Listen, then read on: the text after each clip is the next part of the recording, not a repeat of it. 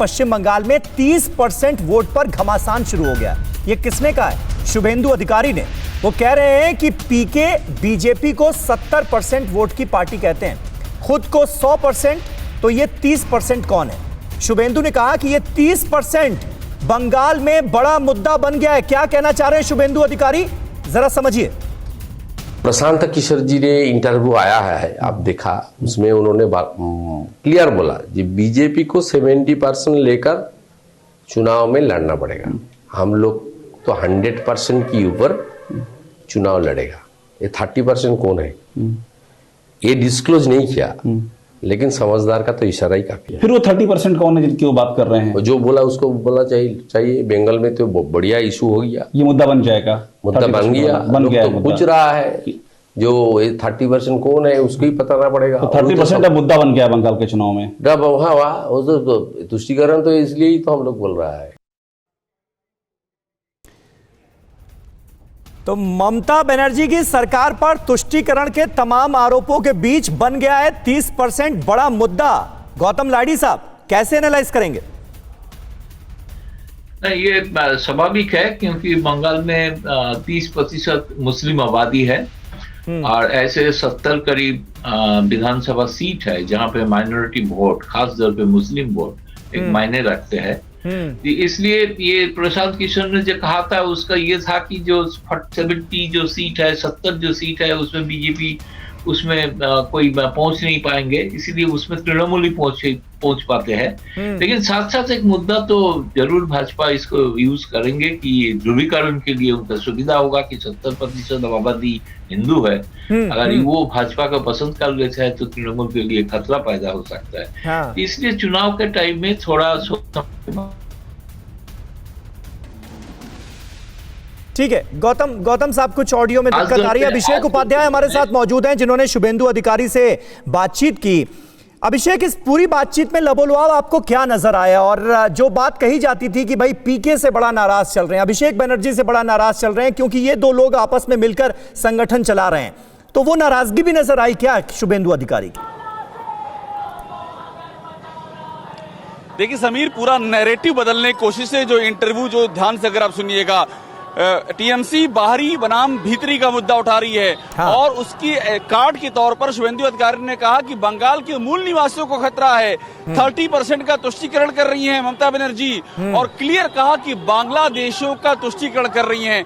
तो बांग्लादेशी बनाम बाहरी का जवाब बांग्लादेशी से। और ये टीवी9 भारतवर्ष के इंटरव्यू में उन्होंने एक तरह से समझ लीजिए कि जो नया नैरेटिव बिल्डअप करने की कोशिश की जा रही है उसका संकेत दिया है। हाँ। कि अब लड़ाई इस पर होगी कि जो बंगाल के मूल निवासी हैं उनको खतरा किससे है, खतरा कौन पैदा कर रहा है, तुष्टीकरण कौन कर रहा है। तो पूरी तरह से एक नैरेटिव चेंज करने की कोशिश की है शुभेंदु अधिकारी ने।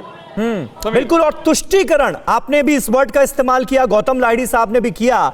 और इस तुष्टीकरण, अपीजमेंट की राजनीति को लेकर एग्जैक्टली कहा क्या है शुभेंदु अधिकारी ने, सुनते हैं।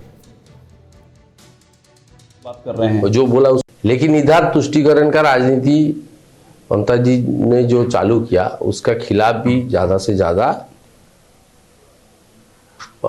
जो पश्चिम बंगाल की आम जनता है, ओरिजिनल रेसिडेंट है, उसका भी गुस्सा है। बड़ा डिस्ट्रिक्ट में ये लोग खतरा में है, उसका जमीन, उसका घर बार, उसका रेशन, वो खतरा में। उसका 100 दिन का काज भी। कुछ दिन पहले कुछ फर्जी जॉब कार्ड का लिस्ट आया बांग्लादेश से सटा हुआ डिस्ट्रिक्ट में, जहां भारत सरकार की महात्मा गांधी नरेगा स्कीम में बांग्लादेशी ने आकर काम कर रहा है, रुपया लेकर भाग जा रहा है। सारी सरकार का है, तो जो सिस्टम है उसमें स्टेट गवर्नमेंट का जिम्मेदारी है।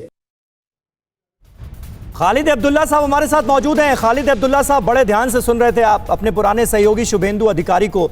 खतरे की राजनीति हो रही है ऐसा लग रहा है। आप लोग खतरा दिखा रहे हैं बाहरियों का, यानी बंगाल से बाहर से जो लोग आ रहे हैं उनका खतरा, वो खतरा दिखा रहे हैं बांग्लादेशियों का।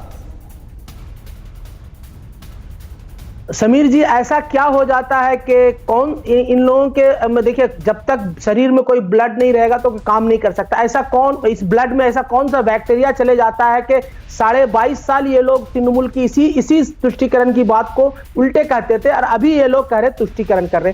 तो 1 महीना या 1.5 महीना या 22.5 साल के बाद इनको याद पड़ता, ऐसा मैं समझता हूं कि ये बैक्टीरिया है बहुत, मैंने कहीं ना कहीं मैं लगता है कि कोरोना से भी ज्यादा डेंजर बैक्टीरिया लग रहा है इनके अंदर, इनके ब्लड में चला जाता तो है। ये मतलब जिस बैक्टीरिया का आप जिक्र कर रहे हैं उसने टीएमसी को भी इफेक्ट किया है क्या? तभी आप पश्चिम बंगाल के बाहर से आने वाले हर शख्स को बाहरी घोषित कर देते हैं? देखिए 22.5 साल के बाद अगर ये ख्याल आता है और दिमाग में आता है कि अचानक ये लोग तुष्टीकरण की बातें करें तो फिर वही बीजेपी, मैं आपसे आपकी पार्टी को लेकर सवाल पूछ रहा हूं, आप प्रवक्ता टीएमसी के हैं ना?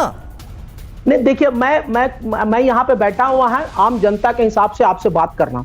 सर आम जनता के हिसाब से बात मत कीजिए, आम जनता फैसला कर लेगी आपको सुनने के बाद। आप तो टीएमसी के नेता के तौर पर ही बात कीजिए। मैं सुनिए, मैं तृणमूल का समर्थक हूं, तृणमूल करता हूं नहीं करता, लेकिन मैं आम जनता के हिसाब से उनसे पूछ रहा हूं कि अगर आपको 22.5 साल मैं आपसे वही कह रहा हूं ना, मैं आपसे कह रहा हूं कि खतरे की राजनीति होती हुई नजर आ रही है, खतरा दिखाने वाली राजनीति। आप बाहरियों से खतरा दिखाएं, बंगाल के बाहरियों से, उधर से बांग्लादेशियों से खतरा दिखाया जाए। प्रियंका, मैं गलत कह रहा हूं क्या? ये खतरे की राजनीति ही तो है। समीर साहब, मैं 2 बात कहना चाहती हूँ जो इन्होंने खुद अभी कबूल की अपने मुंह से। इन्होंने कहा कि 22.5 साल वो जब तुष्टीकरण की राजनीति करते आए तब नहीं बोले, यानी इन्होंने मान लिया कि टीएमसी जो है वो तुष्टीकरण की राजनीति करती थी। हम भी तो यही कह रहे हैं कि विभाजन की राजनीति, तुष्टीकरण की राजनीति यही करती है ये टीएमसी। लेकिन क्या होता है, जब घड़ा भर जाता है ना तो पानी छलक जाता है। तो जो मुसलमान थे यहाँ के वो भी भाई समझने लगे हैं कि ममता बनर्जी ने सिर्फ उनको बेवकूफ बनाया है, ना उनको एम्प्लॉयमेंट दिया, ना नौकरियां दी, ना बच्चों के पढ़ने के लिए अच्छे स्कूल बनाए, उनको वो मदरसा दिखाती हैं। क्यों? क्योंकि उनसे तो सिर्फ वोट चाहिए। न्यूज़ टॉप 9 रोज सुबह 7 बजे और शाम 7 बजे सिर्फ TV9 भारतवर्ष पर।